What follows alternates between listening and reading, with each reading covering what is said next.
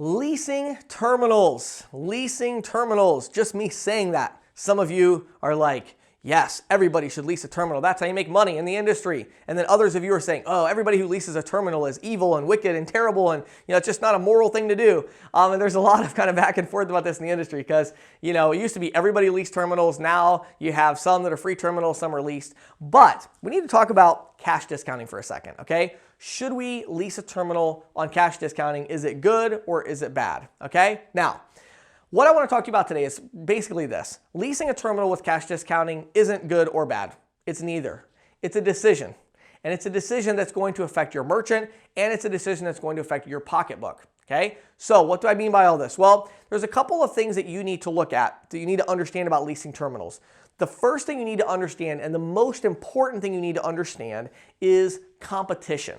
Competition, okay? Let me explain this for a second. So if you have a product that is really, really unique, I'll give you an example. I had just bought a new MacBook Pro that I use for programming and a lot of different things, all right?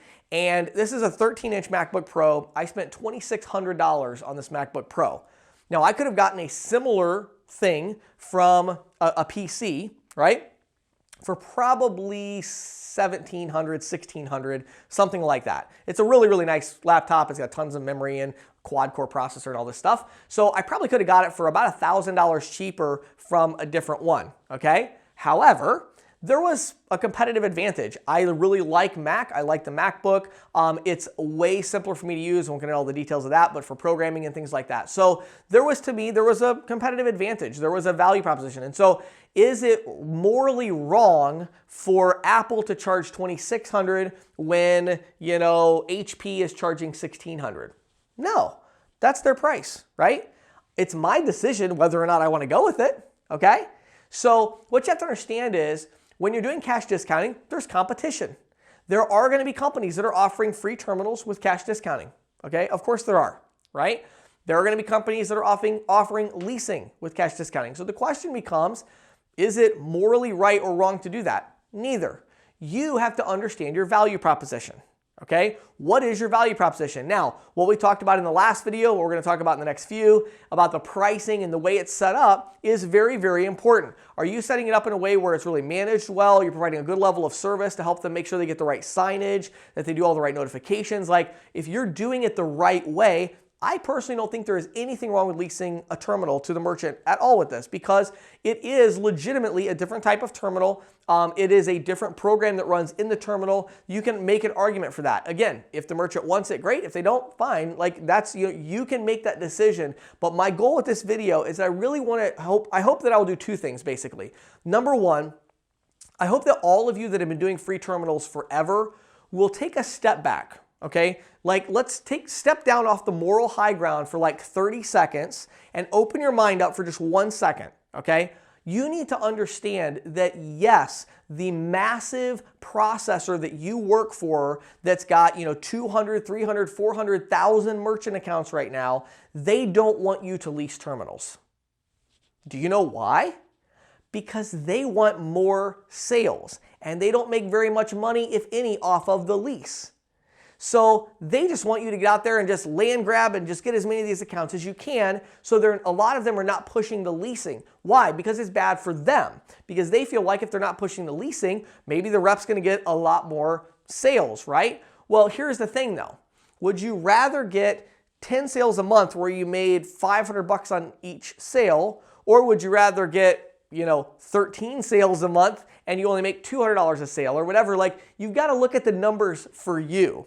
You have to take a step back from the moral high ground for just a second. Again, I'm not a huge fan of leasing terminals on standard merchant accounts, but the reason isn't because I think it's wrong. The reason is because I think that it slows your sales cycle down a little bit too much, because there's so many people out there that do free terminals that it's a little bit harder to do the leases. It can be. Some reps I know do a great job with it, and that's awesome, but I just don't like it because I think it's harder to do it. But when we're talking about cash discounting, you're already saving them like 90% of their fees, right? So adding a $29.95 a month lease onto the deal is not a terrible thing, okay? You need to take a step back from the moral high ground and look at this objectively and say, hey, I'm trying to build a business here. If I can make $800 a sale instead of $200, that's a good thing. And if that makes me lose, maybe I'm only selling, maybe I lose 20% of the accounts, well, that's fine. Like, you have to understand that there's options there. Now, second thing I will tell you is, I would highly recommend that you do have different options. I like having the option of the free terminal.